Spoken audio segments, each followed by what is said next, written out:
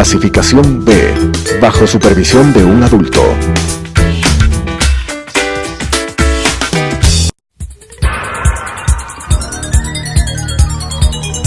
Las opiniones vertidas en este espacio por la producción y dirección del programa son de exclusiva responsabilidad de sus autores y de quienes intervienen en ellos.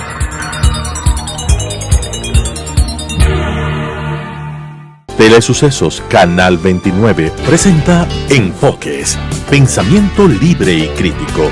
Día a día buscaremos diferentes visiones para la comprensión de la realidad del tercer milenio. Enfoques, un espacio que une noticia, análisis y opinión. Bienvenidos. Gracias por estar semana a semana aquí con nosotros en Enfoques. El día de hoy tenemos como invitado al asambleísta Fabricio Villamar. Hoy queremos hablar de varios temas. Uno de ellos es, han pasado ya algunos meses desde lo ocurrido en octubre. Estamos hablando de 3 meses ya luego de lo que el país vivió en octubre. El asambleísta Villamar presentó un juicio frente al prefecto de Azuay, el señor Yacu Pérez. ¿Qué pasa con esto? Porque uno va a la zona de la asamblea, ve la Contraloría quemada, mira los parámetros del problema financiero que presentó para todo el Ecuador lo que se vivió en octubre, pero aparentemente nadie es responsable, nadie es culpable. Los informes que da la CIDH y otras reuniones internacionales es que hubo excesiva fuerza, hubo represión. Cuando los que estuvimos viviendo el tema nos quedan las dudas de qué mismo pasó. Claudia, qué gusto compartir este espacio contigo y con ustedes, amigos. A ver, independientemente de cuál fuera el momento que la República tuvo que pasar en el mes de octubre, hay que sostener siempre el Estado de Derecho. Esto significa que no es que porque tú sales a protestar, las normas ya no aplican para ti. Yo quiero que me ayude con algo. Una cosa es Estado de Derecho, otra cosa es lo que antes se hablaba de la majestad del poder. Recordemos que cuando a cierto presidente alguien le decía algo, decía, están atentando contra la majestad del poder, y la gente iba detenida. Eso era romper el Estado de Derecho incluso. Pero ¿cómo entender y que la gente entienda lo que son este tipo de términos? Para esas personas, a ver, tengamos claro lo siguiente. Sobre lo que yo estoy sosteniendo es que las normas sobre las cuales se fundamenta la vida de los ecuatorianos en el Ecuador, no es que llega un momento en donde no son aplicables para algunas personas. Siempre las normas son aplicables. Esto es el primer parámetro. Es decir, tú no puedes decir, es que me metí a saquear este local porque estábamos protestando por el precio de la gasolina. Es que le incendié el carro a este señor porque no quiso parar cuando yo estaba bloqueando su constitucional derecho a un periodista. Exactamente. Es que le rompí la cabeza a este periodista porque estaba en un momento de coraje. No funciona así, Claudia. La gente tiene que entender que las normas que han sido válidamente promulgadas son aplicables siempre. ¿Por qué pongo esto como antecedente? Porque si es que el señor Pérez Guartambel en un momento determinado violó el Código Orgánico Integral Penal, porque se metió en un edificio público con una turba, sin que haya seguido los procesos necesarios, a pesar de que en ese momento la asamblea estaba bajo sitio, rompieron las puertas, se metieron a la brava, ocuparon los espacios en el cometimiento de una infracción del Código Integral Penal que se llama rebelión. Y hay un artículo más que también sanciona la toma de instituciones públicas. Y el señor Pérez Guartambel en un momento dijo, no, si yo solo en el parqueadero nomás estaba, pues. En el patio nomás estaba. Porque quería que me reciba el presidente de la asamblea. Porque pensó que tenía una reunión con el presidente de la asamblea. Entonces resulta que además nos quieren ver la cara de giles.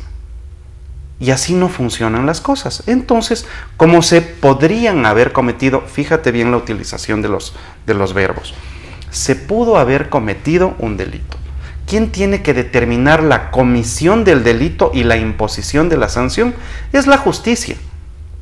Y la justicia pudo haber obrado inmediatamente por su propia voluntad, lo que se llama actuar de oficio. Como no actuó de oficio la fiscalía, yo tuve que presentar la denuncia. Acuérdate que la Fiscalía nos representa a todos los ecuatorianos. Bueno, para ese caso la Fiscalía no lo hizo. Entonces tuve yo mismo que presentar, asumiendo yo mismo las consecuencias y lo que significa impulsar una causa penal en contra de este señor. Y está presentada la causa y no avanza misteriosamente. ¿Hace cuánto tiempo fue la presentación? Fue pocas semanas. En el mismo mes de octubre. Y estamos ya en enero. Exactamente. A las pocas semanas, el señor Pérez Guartambel ya fue a reunirse con la gente del gobierno. Y hace 2 semanas paladinamente dijo, si viene el presidente que venga pero con plata, ¿qué es esto? Y ayer les encanta la extorsión, Claudia, que viene el señor Solescol de la Cuenca. Les encanta la extorsión. Pero porque no funciona así. ¿Por qué el gobierno, no el Estado, sé no se deja extorsionar? No, espérate un rato. Es que yo no sé si es que el Estado se dejó o no se dejó. Lo que sí es patente, lo que todo el mundo vio, es a un funcionario representante de una importante provincia del Ecuador dispuesto a extorsionar nuevamente, diciendo abiertamente, si vienen con plata hemos de reunir. No es así, Claudia. Porque la plata para tu provincia, para la mía o para cualquiera de las personas que nos está viendo, sale del presupuesto general del Estado y ya está designado cuánto es. Y te van a dar en función de que vayas cumpliendo los preceptos de la ley. Tú no puedes anunciar que venga nomás porque acá le voy a extorsionar. Estamos perdiendo la noción de lo correcto en la República. Eso no está bien. Entonces, no es que porque el prefecto se va a reunir con un funcionario de gobierno, la Fiscalía tiene que dejar de hacer su trabajo. A la Fiscalía, igual que los casos que he presentado por los diezmos de los señores asambleístas, colegas míos, hay 19 casos que están esperando en la Fiscalía. ¿Es esto correcto? Pero uno de los casos que trató la Fiscalía le liberó de culpas a la señora. Varios.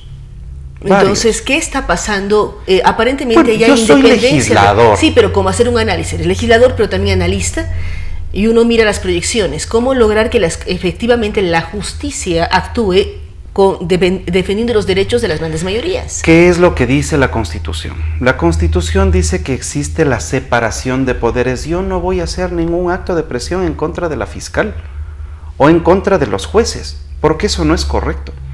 Pero en cambio lo que yo sí tengo que esperar es que cumplan las funciones para las cuales han sido designados, pues, porque eso es lo que se debería esperar. Y los juicios planteados, no importa de dónde vengan, de un ciudadano, no deben ser analizados, revisados oportunamente. Tienen que ser procesados. ¿Por qué? Porque el mayor problema del país no es si es que la Asamblea hace o no hace leyes.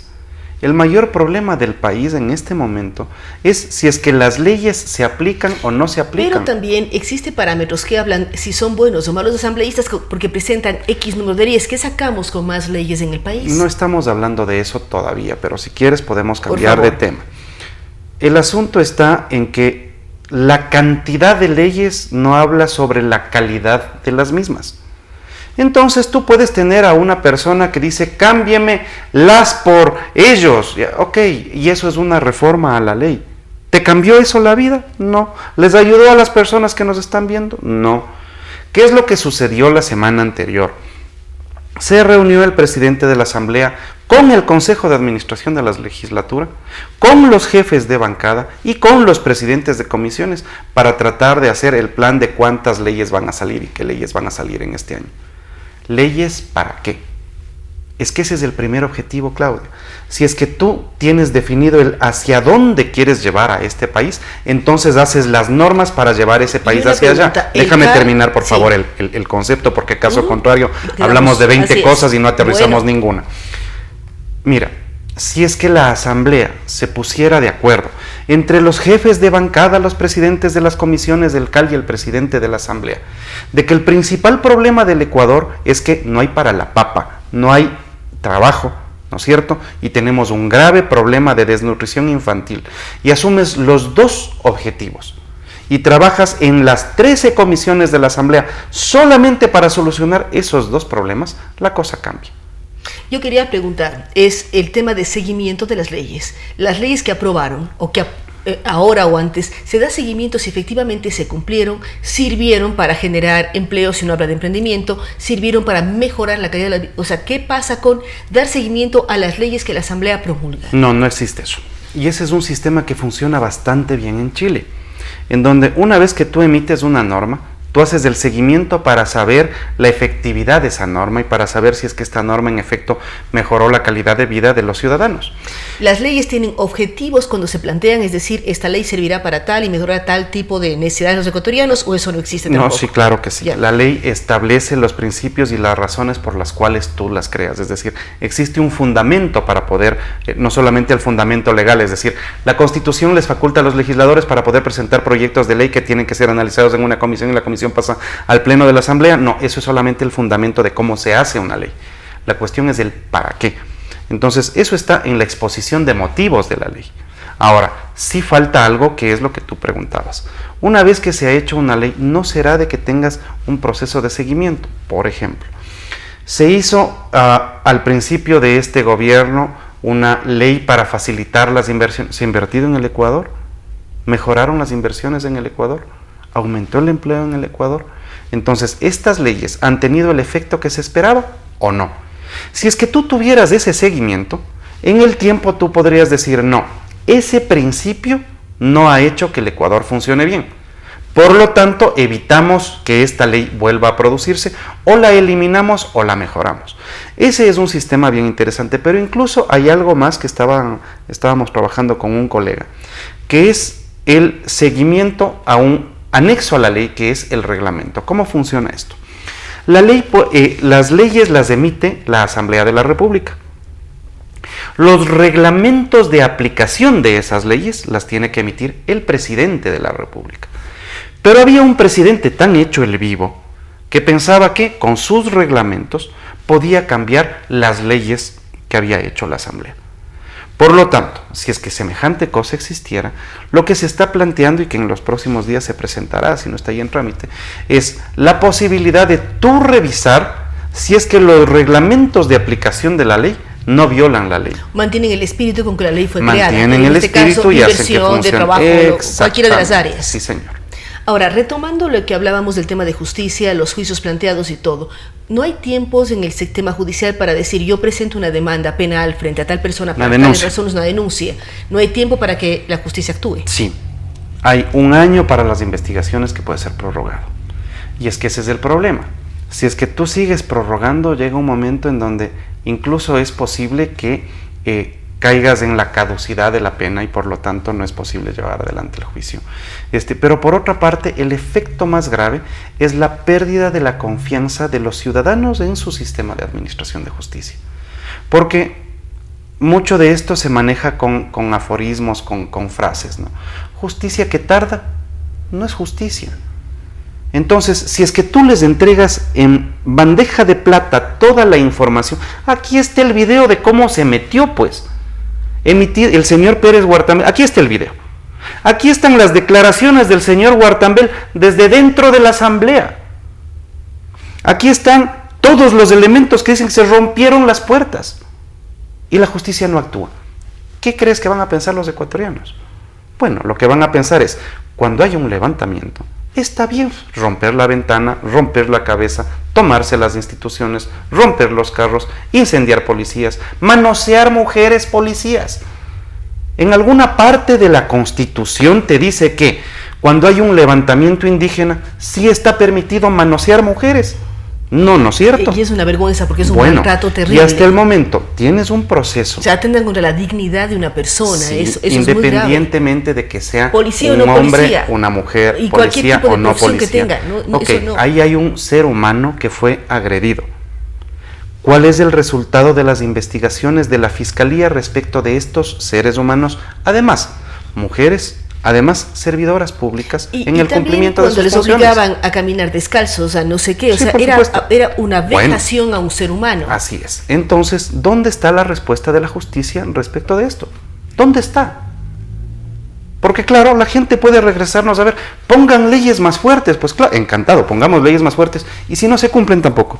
Y también, ¿dónde está el que la ciudadanía se acuerde de lo que estamos conversando? Eso fue en octubre, parece que pasaron muchos más meses con todo lo que me he dado entre octubre y enero en temas de análisis, de escándalos, de problemática, de todo lo que el país vive. ¿Cómo hacer que las cosas importantes no caigan en el olvido y efectivamente los culpables, quienes rompieron el Estado de Derecho, sean sancionados y se demuestre que existen normas que se respetan en el país. Porque estamos perdiendo el sentido de ciudadanía, Claudia. La responsabilidad de los ciudadanos para el mantenimiento de la democracia no es solamente ir a hacer una raya en un papelito una vez cada 4 años y decir que han participado en democracia. La participación real de los ciudadanos está en involucrarse en la vida política del Ecuador en todos sus aspectos, en todo momento. La gente dice, es que la política es sucia. Ah, entonces usted que es limpio, venga y maneje. Métase en los partidos políticos, mejórelos. Es que, vea, Claudia, los se quejan de que tenemos representantes futbolistas. ¿Quién votó por ellos, pues? Se quejan de que tenemos presentadoras de televisión. ¿Quién votó por ellos? Ganaron las elecciones de las urnas con voto de la ciudadanía. Pero por supuesto. Entonces, parte de las cosas que se ha hecho en estas últimas semanas es una reforma al Código de la Democracia que obliga a que los partidos sean los responsables de a quienes ponen en lista. Y además ya es una votación por plancha, no entre ya listas. No va a haber esto de que yo voto por el partido A, por el partido B, por el partido C. La persona que hace eso no solamente se atomizaba, sino que, imagínese, déjeme poner nombres de personas que conocemos para tratar de parodiar. Yo voto por la señora María Paula Romo, porque qué chica más inteligente. Pero también voy a votar por el señor Andrés Páez, porque qué valiente que es el señor Andrés Páez. Y también voy a votar por el señor Villamar, porque es buena gente. Bueno, resulta que si es que estas 3 personas tienen visiones diferentes de hacia dónde va el país, usted lo que está favoreciendo es que vayan a tener un conflicto ahí adentro. Entonces, los ciudadanos tienen que alinearse con una forma de pensamiento, con una ideología que es representada por los partidos. Entonces, el día de mañana, acordaránse, si es que van a tratar de votar por 3 partidos diferentes, van a anular el voto. Comprométase con uno y exíjale a ese partido que lo represente y que lo represente bien, que presenten los mejores candidatos. Y usted juéguese reclamando para que... Ahora, ¿cómo diferencia? Para que estos partidos le representen bien. O a candidato conocido en una campaña que dura 40 días, porque a veces los partidos no buscan el candidato más capacitado sino el más conocido porque es el que te arrastra votos. Porque resulta que la campaña electoral... Eso no se modificó en el código, la campaña sigue durando lo que duraba antes. Sí, porque además de eso está en la Constitución. Porque la campaña electoral lo único que permite es recordar a la gente cuál ha sido el recorrido de algo, de alguien. Entonces, una persona que ha hecho un buen papel es bastante probable que los ciudadanos le reconozcan. Una persona inexistente que jamás le vio y que el día de mañana agarra y te ofrece el oro y el moro, difícilmente va a llegar. Entonces ahí es cuando la gente termina votando por el futbolista, porque es conocido, por la bailarina, porque es buena gente, por la ex reinita, porque bonita está la guagua, pero de ahí pídeles calidad de la producción legislativa. Entonces, yo, por ejemplo, voy a ser el peor futbolista en la selección, no me pongan en la selección, pero yo llevo 35 años preparándome para ser legislador, pues. Y hay gente que en cambio, pueden ser los mejores futbolistas y pueden llenarle de gloria al Ecuador por sus hazañas deportivas, pero no necesariamente van a ser los mejores legisladores. Y hay que por eso hacer que la ciudadanía conozca, averigüe perfiles y sepa por qué candidatos, hombres y mujeres, están votando. Esa es parte de la responsabilidad de los ciudadanos. Y entonces esto es una responsabilidad compartida. Los partidos tienen que proponer a los mejores hombres y mujeres para las funciones a las que van. Ahora, y los ciudadanos tienen también responsabilidades, Claudia. Si los ciudadanos no van a votar, si los ciudadanos no participan de la vida pública de la ciudad, del país, si los ciudadanos deciden votar por el mejor cantante, bueno, entonces pídale que cante leyes. Pero realmente lo que se necesita es gente que conozca el hacia dónde llevar el Ecuador. Estamos en el año preelectoral. Próximo febrero del 2021 son las elecciones, pero hay un proceso de juicio político a la presidenta del Consejo Nacional Electoral, la señora Tamaín. ¿Qué pasa con esto? ¿Generaría problemas? ¿Qué podemos esperar de la Asamblea si están enjuiciando a la principal personalidad electoral un año antes de las elecciones? A ver, el Consejo Nacional Electoral no tiene que ser confiable para los señores de Creo, para los señores socialcristianos, para los señores de la Revolución Ciudadana, para los señores de Pachacuti. El Consejo Nacional Electoral tiene que ser confiable para los ecuatorianos. Y en los días anteriores se ha recibido información de cómo fueron adulterados los resultados electorales en varias provincias, cantones y parroquias. En función de eso, mira Claudia, si es que la Asamblea de la República, con todas las pruebas que ha dado, como estas personas terminan sin sanción, ese no es un buen mensaje para los ecuatorianos. Entonces la señora Diana Tamain dice, es que los señores de Creo quieren tomarse el Consejo Nacional Electoral. Bueno, el Consejo Electoral no es de un partido. No es de un partido. Es un organismo o un poder del Estado que representa a los ecuatorianos. Que no, estaba escuchándole, que no es técnico el proceso de juicio político. Si eso no lo define ella, lo va a definir una comisión. Las pruebas presentadas son contundentes, pero el problema no es la señora Tamain. El problema es cómo se conduce eso desde una mayoría. Entonces, realmente el grave lío que se tiene ahí es que no importa si es que la señora Tamain se queda o no se queda, sino si es que los conceptos de transparencia se logran mantener para los ecuatorianos.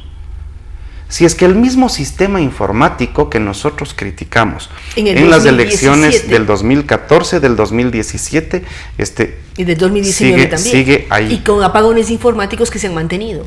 ¿Cómo puedes tú confiar en ese Consejo Nacional Electoral? No podemos confiar, pero tampoco podemos confiar en que se mantenga un sistema informático, pero ¿cómo confiamos en el nuevo que contraten para las nuevas elecciones? Bueno, porque resulta que eso no hace la Asamblea. La Asamblea no da decidiendo cuál es el informe, eso lo hace el Consejo Nacional Electoral. ¿Qué es lo que tiene que verificar la Asamblea? Que las personas que estén en el Consejo Nacional Electoral sean personas probas, sean personas dignas, sean personas con una ética laboral y una ética de servicio público que nos permita confiar en ellos.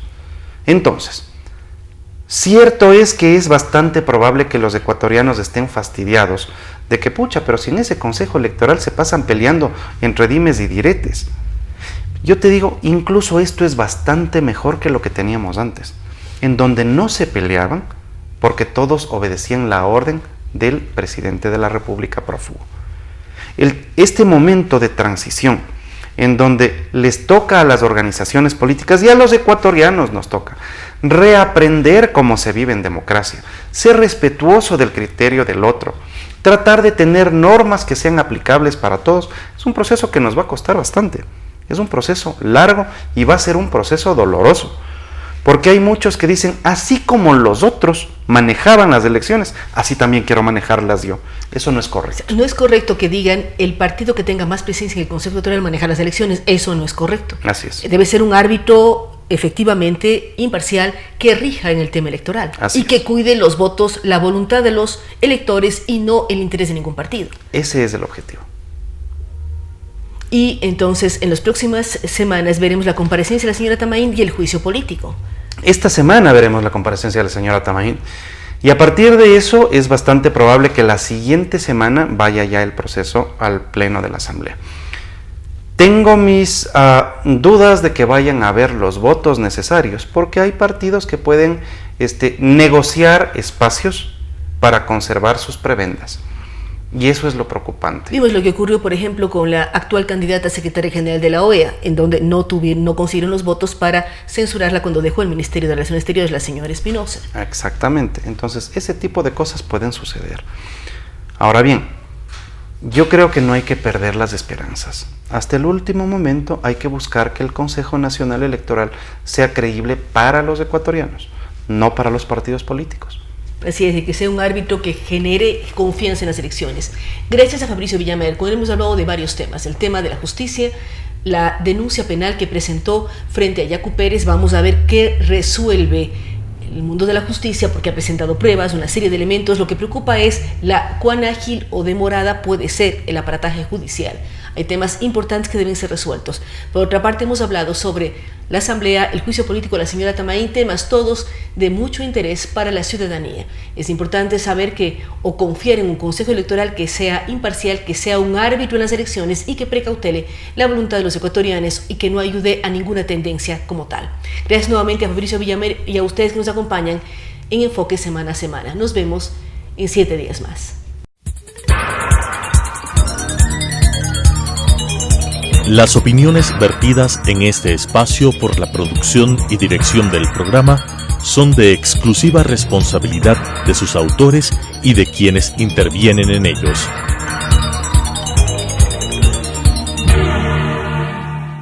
Telesucesos Canal 29 presentó Enfoques, pensamiento libre y crítico.